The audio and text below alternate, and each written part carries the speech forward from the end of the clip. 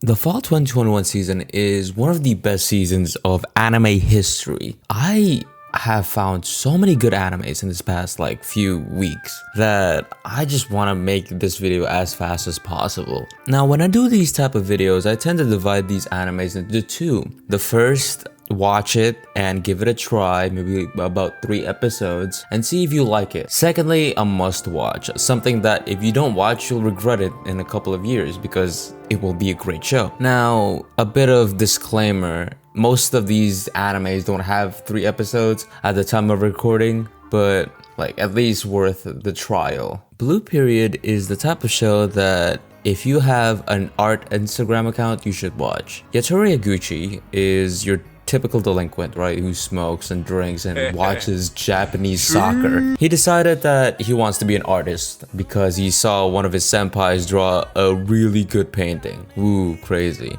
The thing about this show is that it has sort of insightful quotes, and I gotta give it up to the subtitles because it's very hard for someone to translate something perfectly, especially Japanese or any language in particular, but the quotes really get through to English. It still makes sense. Seven Arcs is the people who do this. One of the shows that Seven Arcs do is Tonikaku Kawaii. If you watch Tonikaku Kawaii, it's a very good show, good rom-com, and Blue Period also looks good. Coming into the season, I was worried about the adaptation of Komi-san. Komi-san is a 4-koma anime, and those type of animes tend to either be absolutely amazing or literally 4-minute anime shows, you know. Komi-san is fucking amazing. The adaptation that OLM does is phenomenal. I love OLM. Odd Taxi was made by OLM, and oh my fucking god. Komi-san is an early contender for anime of the season. If you want to check out me ranting about Komi-san, you can check out this video right here, but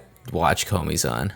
Takt OP Destiny is a collaboration between MAPPA Studios and Madhouse Studio. It's like seeing Lionel Messi and Ronaldo working together. But the problem is they're playing under the management of Sean Dyche. Now, a staggering 0.1% of people understand that joke. Madhouse and MAPPA Studios are specialists in action animes. The anime looks fucking stunning. The plot is cringy as fuck. It's literally made and written by a 12-year-old. The plot is about Takt and Destiny, who is a stepsister, and they both really like classical music. But the problem is, when you play music in this world, some weird monster-looking thing comes from the underground and attacks people. Look, it makes incredible action shots, but not gonna lie, Takt is as stale as tortilla. Destiny is one of the worst waifus this year. If you like an action show, you should watch this show. If you like MAPPA, Madhouse, you should watch this show. I don't know, just the plot is just so bad to the point where I'm just vomiting in my own mouth. See, if you're watching this video, chances are you're single, and you are just like me and you love a good rom-com anime that centers around adults, you would love My Senpai is Annoying. Doga Kobo makes a good anime adaptation, especially on these cute little animes, right? My Senpai is Annoying is awesome. Igarashi is cute as shit. I love him. Takeda Senpai is a Jesus among men. I love Takeda. I love Takeda more than Igarashi, and I'm not even gay. I will let him ride up top of me, bro. No cap. Sakurai is cute as shit. Look, every single character in this rom-com is amazing. And that's the only thing that you need in a rom-com, you know what I mean? But I understand that if you don't feel like watching a rom-com, this might be for you. Sakugan is a sleeper this season. It follows Memempu and Gagambar, a father and daughter who works in a mine.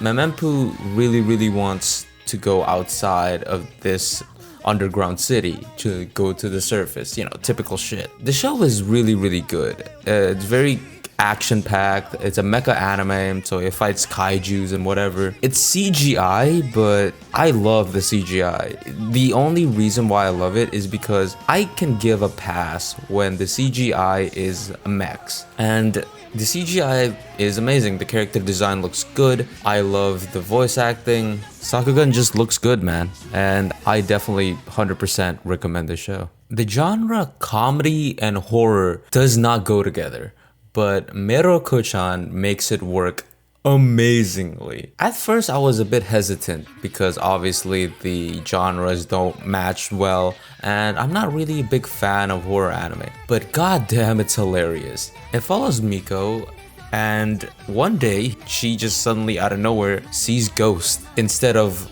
acknowledging it and shitting her pants, she just looks away, just ignores the problem.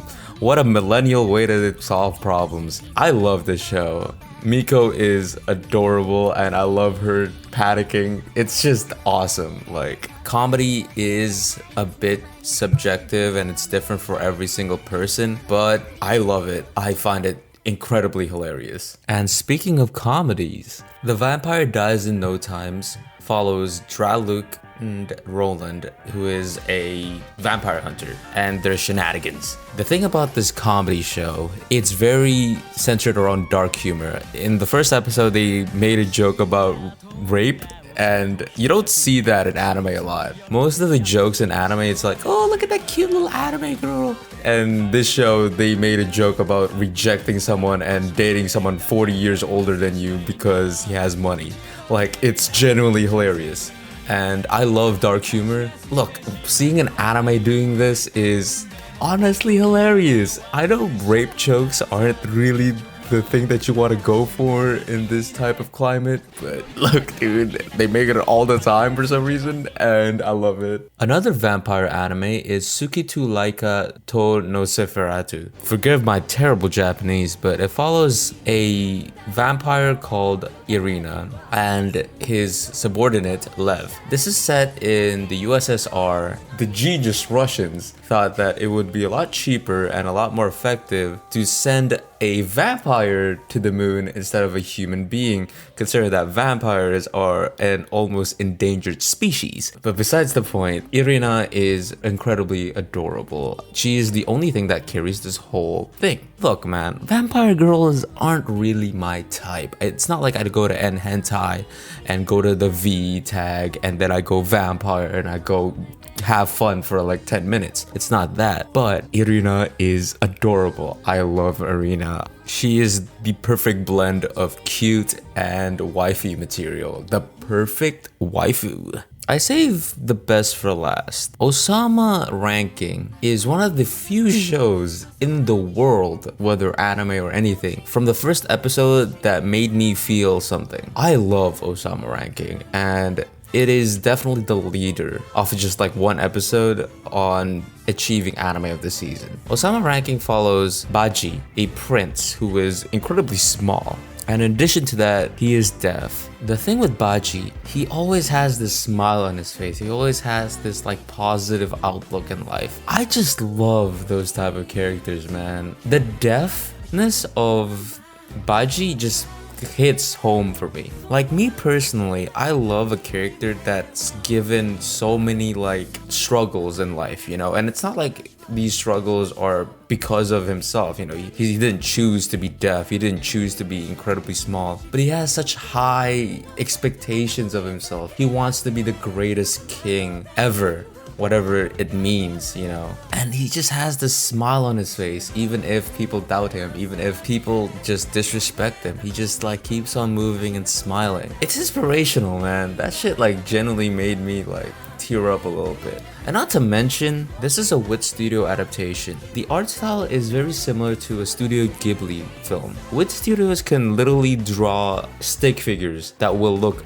incredible. I have zero doubt in my mind, in my heart, in my soul, that Wit Studios will give this show as much recognition, as much attention as it needs. And not to mention, Yuki Kaji is voice acting Daida. If you don't know who Yuki Kaji is, he's the voice actor of Eren Yeager. Daida isn't the biggest role in Osama Ranking, but it just goes to show you that this show has budgeting, is made by an amazing studio, studio and has an incredible source material. Anime of the season contender. Look, man, we're coming around to the end of the year, and Osama ranking can be the best anime of the year.